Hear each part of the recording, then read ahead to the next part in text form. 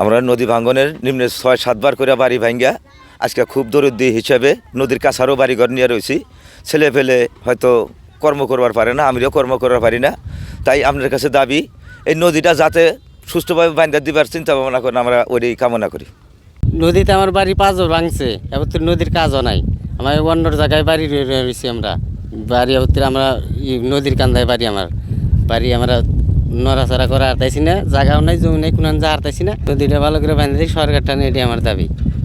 এই নদীতে আমাকে 16 বার বাড়ি ভাঙছে, বুঝছেন। এখন পরের জমিনে রয়েছি, তাও থাকতে দেয় না সরকারের কাছে। আমরা ইয়েতে সরকারের ইয়েতে কিচ্ছু চাই না, আমাকে খালি নদীটা শুধু ভালো করে দেন। আমরা ভাঙতে ভাঙতে সর্বহারা হয়ে গেছি গা, আমরা সর্বহারা হয়ে গেছি গা। আমাকে এখানে ভাঙতে ভাঙতে কিচ্ছু নেই, পরের জমিতে আমরা বাস করতেছি। সবাই আমরা পরের জমিতে বাস করতে, আমরা কিচ্ছু চাই না সরকারের কাছে। আমরা খালি শুধু নদীটা রাস্তায় করে দেবার করি। আমার বাড়ি 7 বার ভাঙছে, আমার বাড়ি 7 বার ভাঙছে। আমি এখানে পরের জায়গায় রয়েছি আর কি, সবাই পরের জায়গায় রয়েছে, কেউ নিজের জায়গায় নেই। সরকারের কাছে আমরা শুধু খালি নদীটা বান্ধা চাই, আর কিচ্ছু চাই। আপনারা জানেন যে এই যে ব্রহ্মপুত্র নদের যে পাশে গ্রামটি আমরা দেখতে পাচ্ছি, এরকম আর কিছুদিন গেলে হয়তো বা এই গ্রামটাও চলে যাবে।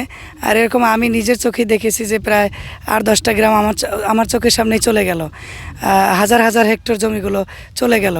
মানুষ এই যে কোনো মতে খালি তারা বেঁচে আছে, মানবেতর জীবনযাপন করছে। আমাদের একটাই দাবি যে সরকার, এখানকার মানুষ আসলে সরকারের কাছে ওইরকম কোনো অনুদান কোনো কিছুই চায় না, শুধু এই নদীটার একটা স্থায়ী বাঁধ বা স্থায়ী একটা সমাধান আসলেই এখানকার মানুষ সবসময় সরকারের প্রতি কৃতজ্ঞ থাকবে।